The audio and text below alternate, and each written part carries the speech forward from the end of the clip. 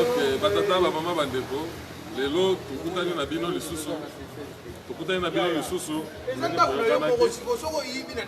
Lelo tuza débattre sur likambo ya mabele. 1884 1885 ndenge bapartageaki mabele na mboka na biso na Afrique. Alors bavoisin na biso misusu ebele bazoloba ono babotolaki bango mabele na bango. Roi Léopold II abotolaki bango mabele na bango anexango na Congo. Alors badepute na biso oyo bakendaki kuna na 2013 badepute na biso baparlementaire na biso bakendaki na Afrique du Sud parce que chaque année eza na conférence moko esalamaka na Afrique du Sud ya baparlementaire africaine. Alors badepute na biso bakokaki kodefendre biso malamu te. Yango na ngai nalingi président Faci place azali atala nanu likambo oyo parce que badepute wana il faut baya kopesa biso compte rendu parce que ntango bakendaki kuna bapesaki compte rendu na peuple te.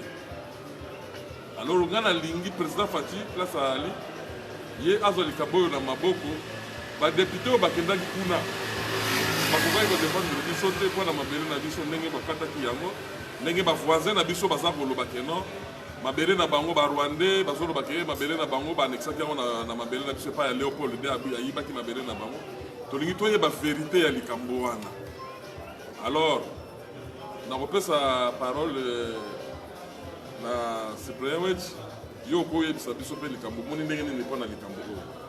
Merci beaucoup président Nabiso, président wa Kumpala ndenge toyebisaki bino ke parlement eza lisekite yango biso ba les amis de Wechi tozalaki na 2013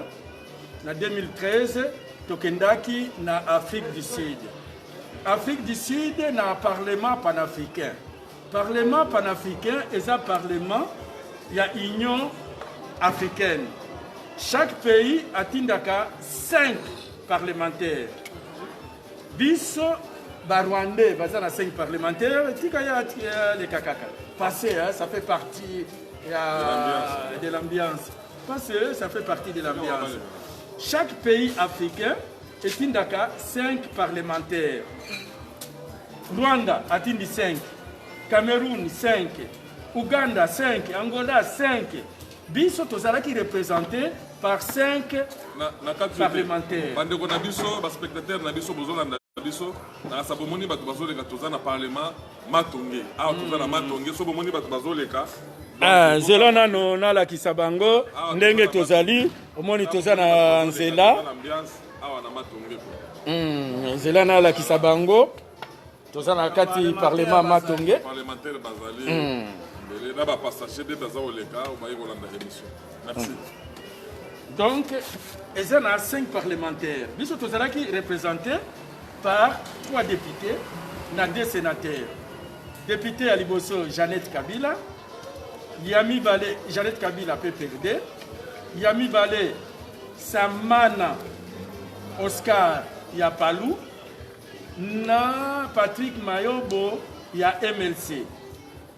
Maintenant, les sénateurs, tous ceux qui n'ont Mibale, Ngongo Luo, Aouti Kokufa, que son âme repose en paix, na Ndebo, moi, na gouverneur Ndebo, Bazalaki 5. Kuna, Bakutanaki. Non, les cas. Kuna, Bakutanaki, na parlementaire rwandais. Les parlementaires rwandais ont traité Makambo et Amabele, Makambo et frontière. D'abord, les parlementaires, il y a Bangolais, Balobi, Bisopé, Tozoaki, Mabele, Nabango, il y a Kaembe. Il faut tozongi ça. Bazambien, Balobi, Tozana, Mabele, Nabango. Les 9 pays voisins, Bango, Nyoso, Balobi, Léopold II, Azoaki, Mabele, Nabango, après Sibiso, na Congo. Donc, nous avons analysé la période de 1884-1885.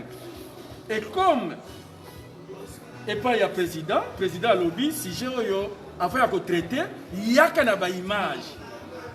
Nande ba image oyo toza nango tokolakisa bino député oyo ya Rwandais ndenge azoloba makambo oyo nazoloba na député na biso ya Congolais a répondre ye nande ba reportage oyo les amis de Wechi toye nango parce que le président il est très exigeant et là il y a pamba koleka na parlement oyo te wakumpala ngai na silisi wana bon topesa pe passage na ndeko na biso ye ako epesa biso pe mwa éclaircissement ya likambo Laurent yo moni ndenge ni. Merci pour la parole. Nangana loba oui batindaki ba parlementaire pour na ba député pour na ba kende défendre likambo mabele. Question na zomi tuna. Et bazo défendre likambo mabele wana na tous les pays voisins au entouré biso. Bon bato ba kabola mabele batindaki délégation te. Voilà question à liboso na zomi tuna. Ya mibale. Bato batindaki kuna pour na ba ke défendre mabele. Baza bato baza compétent na likambo ya mabele. Ou bien ça va corruption avant. Parce que bako il a peine à muto à défendre pour na muto sous. Et ça clair il faut mais je ne sais pas commission ba kenda kuna pour na défendre mabele na biso. Est-ce que baza bato mi tout et ba yebi ma histoire ya pays na biso.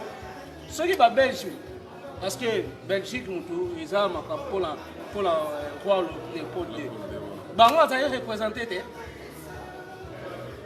et ça, toujours, magouille, toujours problème, n'a pas la biso, toujours, occupation, attendez, Bazui, Jeannette Kabila, a député, n'a pas la biso, déjà, yémoko, nationalité, les a douté, à côté de la biso.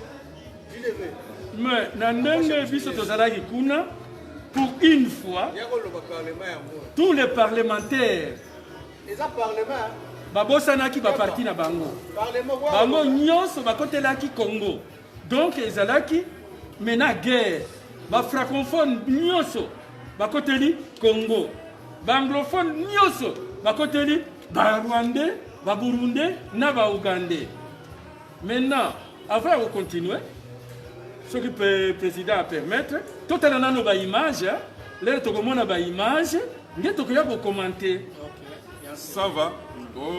Tous les canaux ont des images, tout le monde a des images, ndenge makambo elekaki na Afrique du Sud, ndenge discussion elekaki na Afrique du Sud. Bon, Zéla a préparé des images.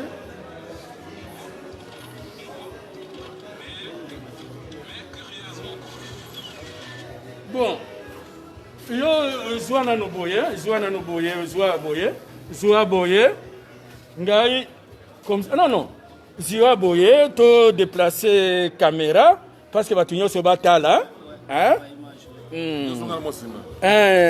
ziwa kiti vanda na kiti wana bon attention yaka avancez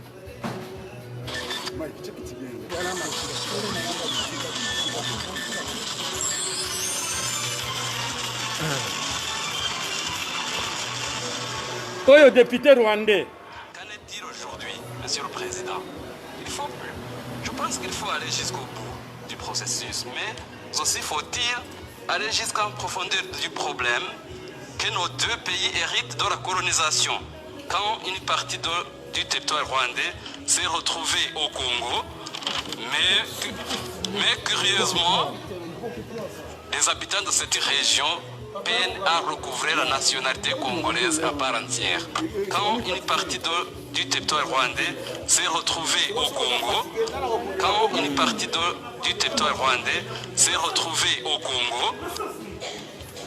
maintenant, député Nabil Saringi pour répondre. Je vous remercie pour la parole et je joins ma voix député à Nabil celles des prédécesseurs qui ont exprimé toute leur reconnaissance à la commission qui a présenté un travail de qualité.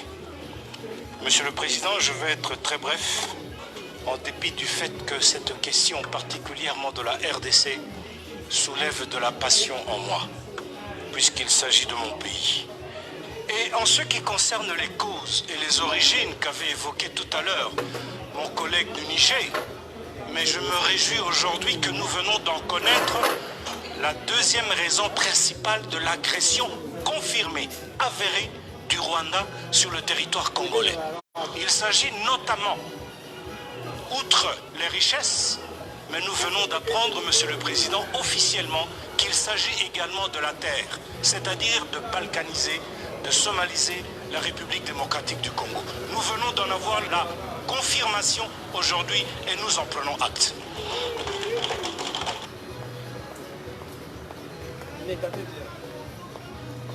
Ça va, nakanisa bomoni bilili, bino moko bomoni bilili. Oyo ba député na biso bakendaki ko défendre biso na Afrique du Sud. Bon, nayebi te est-ce que bazaki à mesure ya ko défendre mabele na biso pona mabele na biso ndenge ba Rwandais baza koloba bayibaki mabele na bango ke non roi Léopold II ayibaki ndambo ya mabele na bango pona annexion na Congo. Est-ce que ezali pena normal? Est-ce que ça peut être normal vraiment?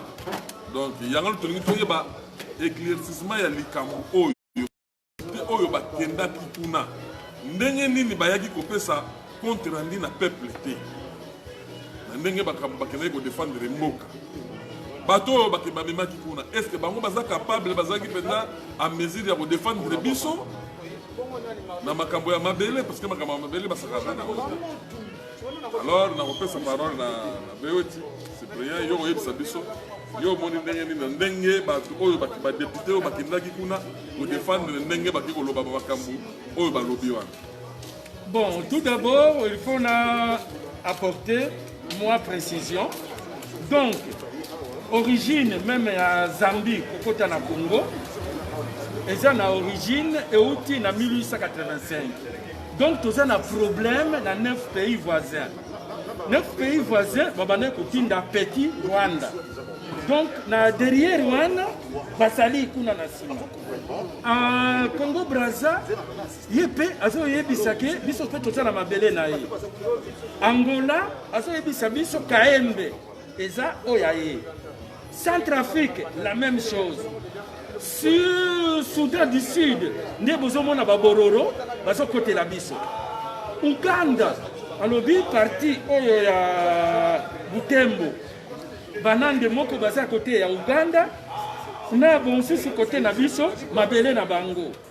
Rwanda botiko yoka bango. Burundi la même chose. Zambie na Tanzanie à côté libiso. Donc problème autozanango et ça problème ya leloté. Et ça problème ya 1885. Il faut distinguer 3 périodes. 1885 à 1884 à 1885 les réappartages. Des périodes où nous avons analysé. Wana bazoloba Léopold II aibaki mabele na bango a mis PCM moko d'abord et pour le moment mabele wana est commis na maboko ya biso ba congolais tozongisa. Na période ya état indépendant du Congo 85 à 1909 période wana tozolobela yango te. Toyebi ke période wana Léopold II akataki biso maboko tozo supporter yango te. Awa tozo supporter parce que Mobutu alobaki s'il s'agit de faire un pacte avec un diable pour l'intégrité territoriale, tout ça la pacte naie, tout ça le pacte à Léopold II. Donc, il faut confondre les Camerounais. Maintenant, bakomi kosenga mabele na bango. Bamosusu bakomi kosenga Berlin 2. Ba retracer ba frontière. Maintenant, biso na histoire, balakisa ki bongo te. Est-ce que biso balakisa ki biso ke mabele Goma eza ya Rwanda? Est-ce que bayebisaki biso ke Kayembe eza ya Angola? Bango ba politicien na biso neti bazalaki wana bayebi. Jean-Pierre Bemba ayebi makambo oyo. Fayulu ayebi. Muzito ayebi. Kabila ayebi. Lamuka bayebi. FCC bayebi. Mais bazo bomba. Les 5 parlementaires bautaki kuna bayoki boyo. Basalaki rapport epa ya président. Rapport wana bayebisaki ba parlementaire na biso. Rapport wana bayebisaki peuple congolais. Yango tolobi likambo oyo eza ya facite Fachi maintenant Ayebi. Fachi doit dire la vérité au peuple congolais. Cela ne veut pas dire que les fautes à Fachi. Dans 1800, quitté. Même député rwandais à lobby, et ça problème d'autorité en la colonisation. Denga na lobby kaka. Ba parlementaire wana Fachi benga bango ba pesa yo rapport. Ça va bon. Tu peux savoir parole na frère. Tu peux parole na frère na biso. Bon, frère Roland, yo lobby ndenge nini na ndenge ni kambo to landi ba image to ko la ba image. Na parlementaire ndenge bazabo. Merci pour la parole président. Nangala loba que mboka na biso eza déjà na ba nationalité douteuse. Mboka na biso. Alors makambo wana nata Mobutu ezalaki te. Oh kibo ezalaki te na tanga ya Kabila le père ezalaki te. Eye ko bimaka na tanga Kabila fils na ba nationalité douteuse. C'est que le président, il n'est pas nanda. Il n'est pas nanda. Il faut ailler bisa bana na yeke bana. Au monde ndenge bozaboye bana na ngai monde bozaboye bazo tozala bato bazingi biso na ndaku mabele. Donc bino il faut bozala na ekenge nenga kotambula nenga kosala parce que tozo débattre et puis en tant que papa ndako mwana moko mibale misato otinda ibango na mission bakende défendre mandako na bino o eza Congo bazongi bapesi rapport te. Mais pourquoi balobi na biso bana te biso peuple oh eza ba image à 2013 2014. Oh là là. Donc bazo bomba ngo. Donc pourquoi na bien mané makampa peuple na ye pas bana na ye yango na lobby to lobby Fachi a bomba te. Mais non, il faut sa biso vérité parce que biso neto zaboye awa to bi président biso yewana. Mais le problème ya président biso yango ozomona kita mususu tozo boya makamu na ye parce que makamu na eza très capital eza mama belé. Ye président na biso alo bana bana na ye peuple tala eza boye comme Kabila le père alobaki ke bazolinga babomanga boye yango pe liwa eyaki parce que boyaki ba Rwandais nde bayaki bo bazalo linga ozonga na boka la bango te to ça infiltré na mboka oui mais occupé aussi oui c'est occupation donc c'est quoi occupation to comprendre à gauche à droite te occupation communauté internationale bango pe simaka ya biso pona mine ba minere na biso na richesse na bango to simana bango po ba yibaka. Ça normalité, c'est pas vraiment du tout normal. Merci, président. Ok, bon, nayebi, peuple, bazapole la pona mabele na yabango, mais nayebi que le président place azali, akolinga ye ba vérité n'engazali parce que tant que basale ki babilo en 2013 ya zala kité. Alors, na minito yem takomi mo konzifo, ba kopesa ye rapport, ye face nga ba pesa ye rapport ya makambo o nyusu to ba bombaki. Po yem taza président de la République. Je dis que la solution est pas naïe. Vous êtes le président de la République. Le président Nakati Malobate, hier, papa n'a vu son anga au président de la République. Nandimité que va faire ça rapport. Comment yotindi bana no libanda ba ke o défendre mama belé à non. Azana rapporté. Azana rapporté. Parce que makambo oyo ezalaki na 2013 2014. Soki tozwi oyo biso ngai moko nazalaki kuna nde lero bazo discuter nazo filmer na bombi yango lero bango bazongi na Kinshasa bapesaki rapport babombi yango donc président azo découvrir nde lelo ok bon biso oyo parlement biso ba les amis na babi de Schengen na président na biso nde toza na image oyo image oyo ba congolais nyonso baza na yango te yango tozo senga na président alakisa Congo mobimba toza kolala te toza kolanta otala bino on comprend maintenant oui na comprendre président zwa bango a convoqué bango donc bato wana kosala bango ba jeter ko bango olia soit bango convoqué bango comment bino bomba image oyo ezosenga mabele oyo ya bana Congo oui eza normal te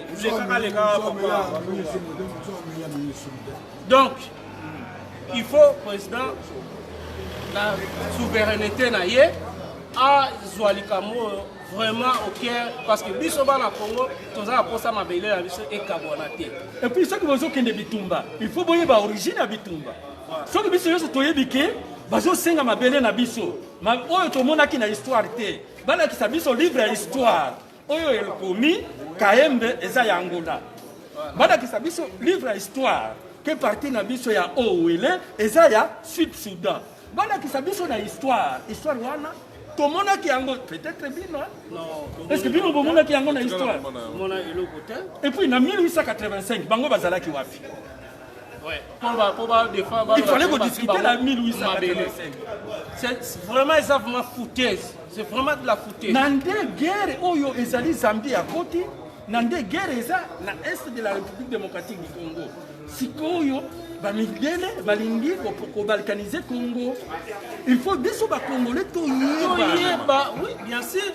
Donc président avec tous les respects, franchement soko zui image oyo na yebi ko kotala ngo yebi sa peuple congolais vérité ya makambo nyonso tout bayeba ke mboka na biso bazokende sese na sima na yo ta musupo yebi te na sima na yo pona babalkanize mboka na biso oyo ozo diriger biso za na posta ya biloko wana te déjà tokufa na biso.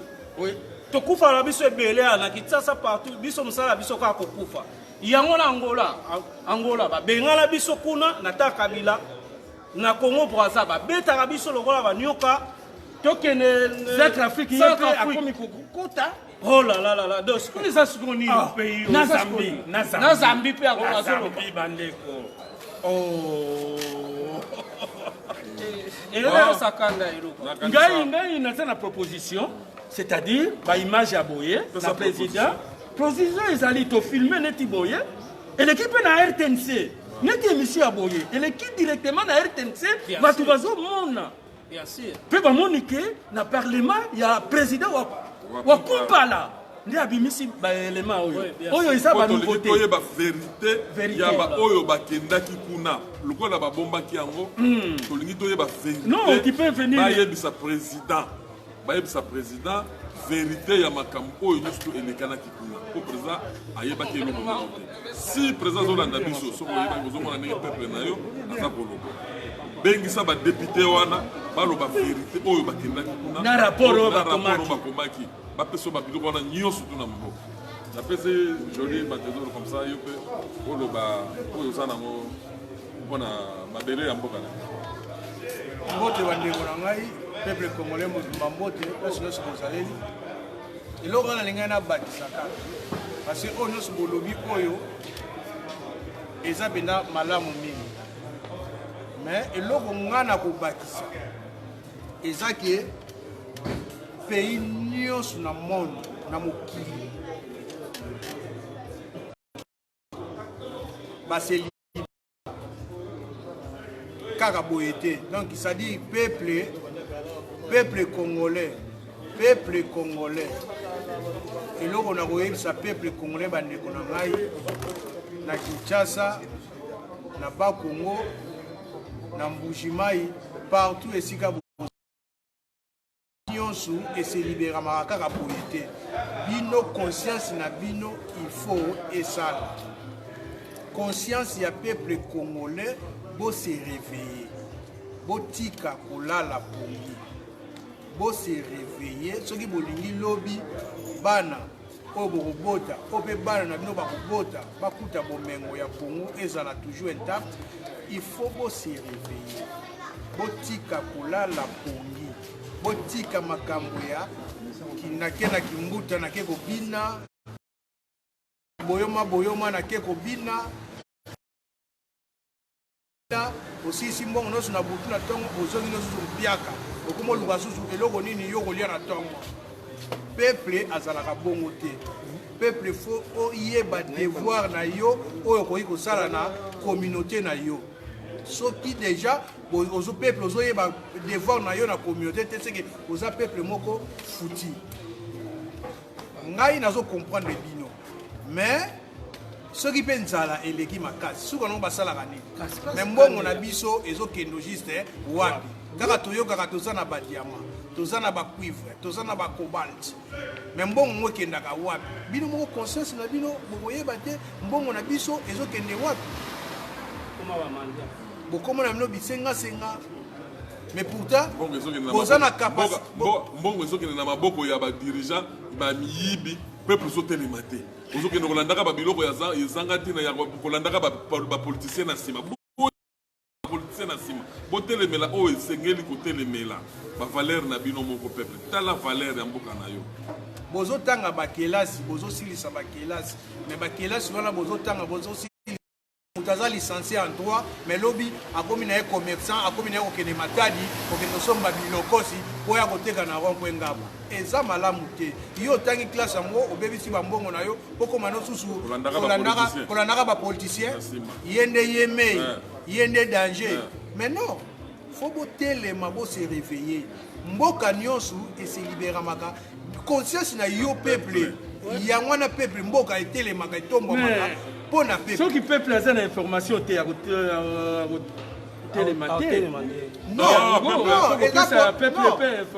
c'est un problème, il y a peuple à son information. Le peuple à son information parce que on a une azola lanzala. Azola té. Maintenant, neti oyo ya Goma, oyo ya Rwanda, peuple à son information té. Arobundela mboka na ye ndengeni. Non, wana kuna ngana zo mona information ya mona to pesi l'information. On a ngai déjà si bo lobby déjà économie. Mais eloko nyo so esala maka ndengeni. Nyo so bo lobby na ono député rwandais à lobby boye et député congolais azongi se les boye. Ça n'a rien à voir. Peuple yé mongo soka telemi à lobby cette fois-ci c'est fini. Dès to telemi boye to lingi changement. Changement ou t'arrive pas na yo moko. Yo moko soko telemi au moins que changement et changer so yo moko ofandi bobi na kena ko lubambongo te ba yo tikila ngai na lia na ngai e ko e uta likolo e ko ya te donc ça dit faut que no lubambongo po o me ma chasser bana balia soko fandi ka boye na tongo bo fandi na bana boye ali yo moni mwana ke sa lo kindumba mwana ya 13 ans akelu kilomètre tembele yo papa na maman fandi po aya ko lesa bio papa na maman et pourtant devoir na bino bozo sala ngote parce que botiki va laisser aller donc le peuple téléma conseil na ko pesa bino peuple congolais bo se réveiller un point bas. Voilà donc peuple boyoki ndenge bande kona biso balobi peuple téléma bozu président ya mwana ya mboka président mutema malamu président ya mutema malamu aza ko approcher peuple na ye peuple téléma tika kolandaka ba politicien na sima bolanda vision ya président Nambiso azana motema malamu ya kobongisa mboka bolanda botelemela makambo oyo esengeli kotelema bolanda ba biloko ezanga tina ya bolanda ba bomoni politicien ebokero wana ndebo oyo esengeli ya bino bazuyi ba mbongo na bino mutu ayibi mbongo na bino bino bokomi kobetele suma maboko bozo betele maboko ndenge nini mutu wana azalaki na pouvoir wana avandi bamusuki 18 ans boleli babomi bino lelo bokomo betele suma maboko peuple bozo peuple ya ndenge nini eloba ndeko na ngai boketu peuple ya ndenge nini peuple bozu président ya mwana ya mutu malamu pena mwana mboka toyebiye tatane na mama na ye peuple et l'homme la simana ye président et l'homme c'est ngena baksa s'il te plaît président même biso na biso to na diaspora biso bato tika mboka to ya to bima to yoko to na mboka ba paya vraiment to se comportaka lokola kaka bato bazo kufanza na kisasa biso na diaspora to changer pe to changer to yena mboka mundele to ye kozwa ba implice po lobby to kesunga na Congo alors oyabo na mboka mundele ozi implice tango kongo na Congo okoti na système ka ya bato wana donc ngapo na ngai eza bato yo eza bato bazo koma so mboka na bie biso moko ba diaspora parce que vous aussi aloba na biso bato bakoya ko bongusaka Congo un jour bakouta libanda batalibana ngo sikoyo tozi mayele tant tozonga na mboka boye okomi na kutu mafiosi numéro 00 donc ba diaspora même tozomona tozoganga kaka o ngai nani boye o ngai na tanga ba komote be boyebi bosala ba succès awawa bobima na banini na ba internet ba nini ba succès ba internet po lobi ba mona yo tant ba bengo na Congo après ok na yo kuna okozwa mbongo na yo oyo komi be tour na biso to changer bizale li ba diaspora to boya musique a pendant 10 ans et loko ni efuteli biso conscience na biso était ya biso parce que to 10 ans 13 ans de boya musique mais tozwaka solution moko te o akobeta te mais solution ni tozwa akobeta te oui akobeta te parce que rwanda dans la tête ya pays sikoyo entre biso so ba diaspora organisation ni biso tosala mpona kosunga bandeko wana to changer mentalité na biso to fanda na poto on dirait tozala kaka na kisenso on dirait tozala kaka na simba zigida to changer bizale na biso eza mabe. Voilà. Et là, on a bino ba conseiller oyo boza entouré na sima ya président de la République. Boza bana poto. Ba conseiller toujours. Boza bana poto. Et là, on est musala ni boza osala pona ko aider peuple. Bo aider président. Bo meka ko aider président parce que musala ni boza posala. Hein? Boza kuna boza ki ya bana poto boza kolela président Zubino ache bino ba conseiller. Mais boza la musala ya malonga to mona. Kamere azalaki na nani o kamere lelo suko kamere azate. Neni to somona ka clarté. Neni to mona clarté bazo yiba kaka bambongo boyi mutu na mutu. Lelo kamere azana boloko. Suko to kolobani. Hein to kolobani. Oya ye wana susu ndemutu azoko asime susu yemtu azosala susu mavanga.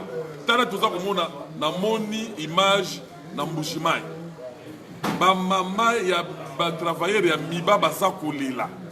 Ba mama baza kolela, ba travailleur ya miba basali soki 9 mois bafutaka bango te.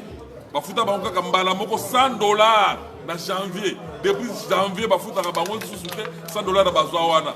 Ba mama bazo bana bana na bango nzala. Bana ba okene ba classe ndenge na Mbushimai. Président tala na no likambo oyo. Otala likambo eza na Mbushimai, eza normalité, eza normal ata mokete. Toza penda ya usilika makasi otala ba image wana, otala tala na likambo ya ba travailleur ya miba. Ce n'est pas normal ba travailleur ya miba, baba na kolela ndenge wana basi na bana, baza na place ya okende te, mutu futa bango zate bazo sala bisala bazo futa bango te. Eza quand même normalité, eza logique. Donc tala na likambo oyo. Voilà, donc na pesa pe parole na ndeko na nga bakisa wana ndenge muninga autoloba parlementaire que le peuple il faut voter les bolamuka botika ba facilité ya kolandaka ba politiciens na sima tout ça moi na zonga aussi ezate j'espère que boyoka mais comment c'est possible na mboka mutu asala musala na ye bafutaka ye te est-ce que ça normal likambo wana papa na biso papa président yo papa la biso na ndako bana no basalaka basalaka misala bafutaka bango te est-ce que oza au courant nango déjà toza na nzala bapara bazokende kobundana mpo balesa bana bazofuta bango te est-ce que ça normal ovanda na poto awa yo fanda na poto mutu asala na poto ata asala nettoyage mbongo ne na fin du mois elekaka sans problème mais makambo ne kokota na Congo te papa siko bato baza pembeni kolanda makambo na ye bango te bango aza na kaka kokumisa apres lobi na libulu eza kaka yo bagangaka beto mais beto tout le monde na misala peuple aza kosouffrir quand même eza maoni ka mosusu oyo ezali awa na poto toza na polémique mariage moko elekaki na Lemba na kanisi poto mobimba bazolobela yango na garde corps na Masasi président likambo oyo omoni yango ndenge nini na ba parlementaire. Oui bon bato bamonaki likambo wana na sanatika pe c'est vraiment de n'importe quoi. C'est vraiment de n'importe quoi. Papa ce qui ocha moi fimbu cha fimbu parce que Kabila le père era yaki alobaki wa kofanda 5 na banté babeta ye fimbu papa soko ko cha fimbu parce que biso na moni biso batu mundu to yoka na fimbu. Comment c'est possible yo que ça mariage na soda na ba munition na minduki pour mabanani kuna to ke na este ba soda ba kende kuna na ba fête na bango na ba teni na ba arme on y ba so bunda guerre. Et ça, donc il y a un peu de foutaise vraiment, ils ont beaucoup à et c'est vraiment normal. Tout ça, pour ça, soldats, papa, tout ça, Moutounio, ça va comme un militaire. Il faut aller dans la bande de l'école, à l'instruire, et puis à comme un militaire. Parce que conscience exacte est la batoua. Et ça, normalement, c'est président. Est-ce qu'il ne faut pas avoir une méthode de musée de Rayaki avant de chicoter biso? J'espère. Oui, bon. bon. Droit de l'homme, on a bakoya lisusu. Likamba chicote voilà quand on dit koloba likamba chicote moni bato droit de l'homme bazali bomboka toza ko avancer tozozonga simate. Aluka kaka ba mesure nini yako ko sala pa mboka ekende liboso. Bien qu'il y a na ba koka chambre na ba oyo ba allié na ye ayokana ki na bango mo. Baza ko chaye ba jeu de roue mais amekala ko kuna ba conseiller na ye ba conseiller na ye wana tozomona neti ze erreur de peso na ba conseiller oyachi. On va savoir na poto ba yebi ndenge poto fonctionner ba fanda ki awa na poto ba fandi bambula na bambu ba lela ki ba leli lelo boke musala yango bosala musala boye de président ko sala elikambo boye de président musala ndenge sengeli président alanda tête ba flatter metolingi beto wana elakisa ndenge osali baso de mouton wana tomoni ke na ndenge ngoso etonga bandako préfabriqué wana bayibi bambongo et ça déjà volonté mais le problème kolanda te balingaka moto ayebiso mabe na yo parce que il y a trop de gens qui viennent du genre que président vous ça malade ils veulent pas te dire la vérité voilà. Ils cachent la vérité, ils cachent alors, ils sont là seulement pour produire, pour crier, pour rien, béton, ils crient pour rien. Donc, initiative aujourd'hui, il y a un peuple, il y a un peuple. Il y a un passe à peuple, na boy en face. Et ça, bonne initiative. Papa, ça soit un banana, la sécurité, parce que Kabila Zaki, voilà. Maman, on a exposé. Voilà.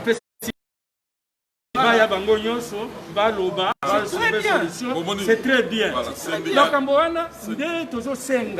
Neti oyo ya Rwanda.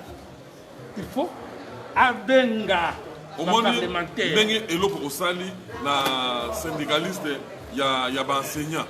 Omoni Mama Cécile Tchombo oyambie on peut se rendez-vous le même jour. Vous avez une solution. C'est une bonne chose. Vous avez une solution. Vous avez une solution. Le président a un thème malamu. Vous avez un thème malamu. Vous avez un thème malamu. Vraiment, président a un thème malamu. Mais, vous avez un conseiller qui va vous aider. Le conseiller faut pas aider. Vous avez un likambo ya mabele. Il y a Cécile Tchombo. Nous avons une solution. Tout le monde a une solution. Il y a mabele. Vous savez peuple. Le plus important. Le peuple a d'abord que bavaze na biso, banviaka biso, balobaka ke biso toza na mabele na bango. Biso pe toyebi toza na mabele ya mutu moko te. Toza na mabele ya mutu moko te. Tomonaki yango na histoire. Na 1845 bango bazali kwa 1884. Bazalaki wa kolobaki bazwi mabele. Balobi Léopold aza muibi ayibaki mabele mpo na ye moko aye kopesa biso. Il faut batu bayeba biso toza na mabele ya pays moko te.